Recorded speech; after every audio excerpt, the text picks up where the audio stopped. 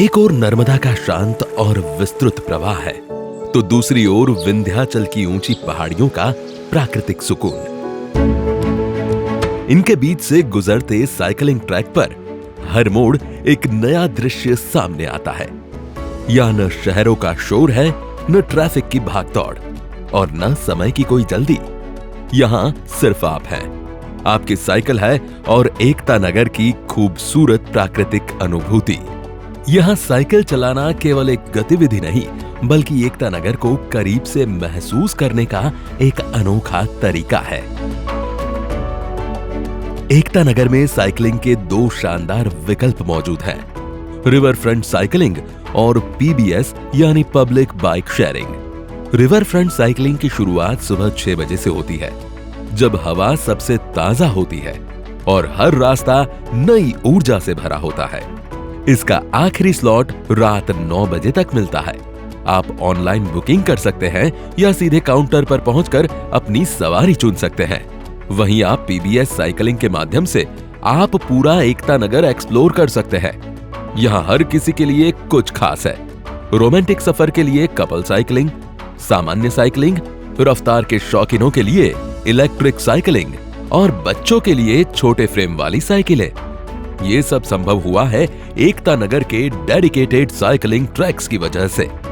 विशेष रूप से साइकिल सवारों के लिए बनाए गए समर्पित मार्ग, जहां हर पैडल पर सुरक्षा भी है और रोमांच भी।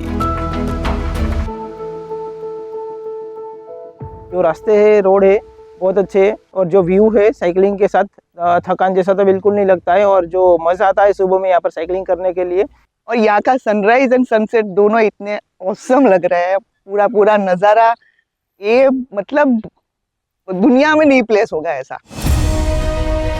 वैली ऑफ फ्लावर्स पार्किंग से शुरू होने वाला ये लगभग 12 किलोमीटर का गोलाकार रूट है। 6 किलोमीटर आगे और 6 किलोमीटर वापसी का सफर। रास्ते में रंग बिरंगे फूलों से सजी वादियां आपका स्वागत करती है। ये मार्ग डायनो ट्रेल से गुजरते हुए आगे बढ़ता है। आगे पहुंचते ही सरदार सरोवर डैम का भव्य दृश्य दिखाई देता है। लगभग 163 मीटर ऊंचा ये डैम औसत इंसानी कद से कई गुना विशाल है और इसकी भव्यता हर यात्री को रोमांचित कर देती है।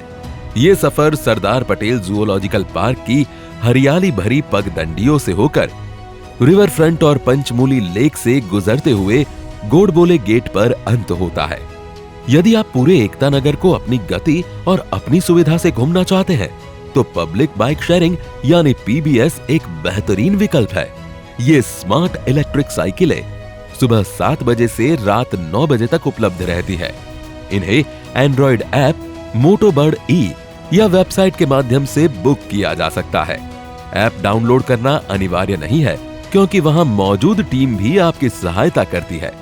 मैं ये बोलना चाहता हूँ कि अगर आपको एक सुबह नर्मदा डिस्ट्रिक्ट में मिले तो वो आप साइकिल पे ज़रूर बिताएं। इससे अच्छा तरीका नहीं है नर्मदा को देखने का। स्टैचू ऑफ यूनिटी आए, हमने ई साइकिल ट्राई की, हमको बहुत मज़े आए।